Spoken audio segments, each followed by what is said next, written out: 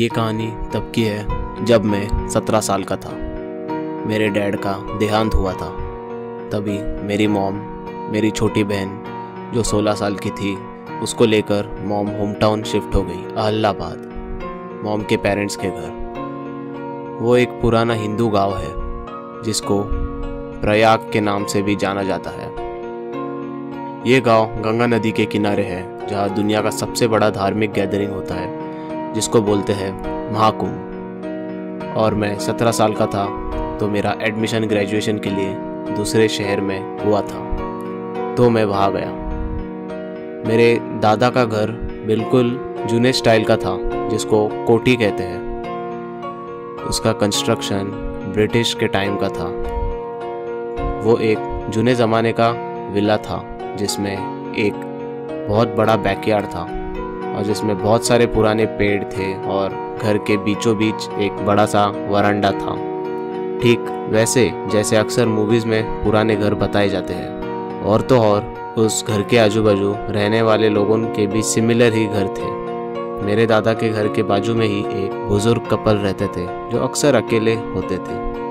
उनके घर के बैकयार्ड में इतने घने पेड़ होते थे कि वो बैकयार्ड डार्क और परछाई से भरा हुआ लगता था दोपहर में भी। उनको एक खूबसूरत बेटी भी थी जो बहुत साल पहले कोई हादसे में मर गई थी, और एक बेटा था जो अमेरिका चला गया था वो हादसे के थोड़े टाइम बाद। वो लड़की का नाम था मिष्टी। वो बहुत अच्छा गाती थी और उसके बाल इतने बड़े थे कि वो उसके घुटनों तक पहुंचते थे। मेरी मॉम और मिष्टी अच्छे दोस्त थे और दोनों ने अपना बचपन साथ में खेले हुए और वो बैकयार्ड के पेड़ पे झूला झूलते हुए बिताया था। मेरी मॉम अक्सर बातें करती थी कि मिष्टी एक लड़के से प्यार करती थी, लेकिन उसके घर वाले उसके उस डिसीजन से खुश नहीं थे। उसके घर वाले मिष्टी की शादी के लिए एक पैसे वाले कैलकाटा के घर में शादी करवाना चाहते थे। घर वालों का सपोर्ट ना होने के कारण मिष्टी अंदर से टूट गई थी। घर वाले उसे बहुत तंग करते थे, तो फिर परेशान होके एक दिन मिष्टी ने खुद को ही टॉर्चर करके खुद को मार दिया उसके घर के बैकयार्ड में। बहुत लोगों को मिष्टी का भूत सूर्योदय के बाद दिखाई देता है, पेड़ों के बीच या कोई आजू बाजू घर के टेरेसेस पे।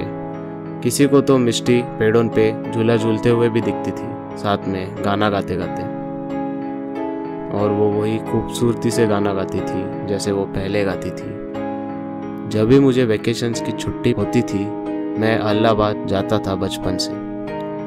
मुझे याद है जब मैं मिष्टी के पेरेंट्स को मिलने गया था मॉम के साथ। लिविंग रूम में तो सारे दीवारों पे मिष्टी की तस्वीरें लगी हुई थी। बड़े बड़े आंखें और लंबे बाल उसके सारी तस्वीरों में। पता नहीं क्यों ये सब देख के मैं ठंडा पड़ता था। वापस कहानी की तरफ आते हैं। उस दिन गर्मियों का सीज़न था, रात हुई थी और मेरी मॉम अच्छे से सेटल हुई थी मेरे दादा के घर पे। नॉर्थ इंडिया की गर्मी बड़ी झुलसाने वाली होती है और रात तो शांत और ह्यूमिड होती है। आधी रात का समय था और सब लोग अपने अपने रूम्स में सो रहे थे। मॉम और मेरी बहन भी सोने जा रहे थे। उनके रूम का दरवाज़ा घर के बाहर के वरांडा को फेस कर रहा था।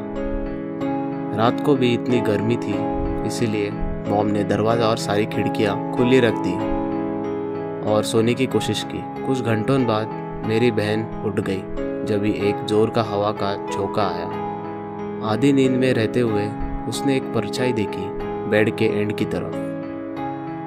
ज़रा ज़्यादा ध्यान देने पे मेरे बहन ने जो देखा उससे उसके होश उड़ गए। एक लड़की जिसके लंबे बाल थे, सफ़ेद आंखें और बिल्ली जैसे पॉइंटेड दांत वहाँ खड़ी थी। उसने एक काला गाउन पहना था जो घुटनों तक था। वो लड़की असल में हवा में फ्लोट कर रही थी। उसके बड़े बड़े बाल ऐसे लग रहे थे कि उसके साथ बह रहे हैं जहाँ भी वो जाए।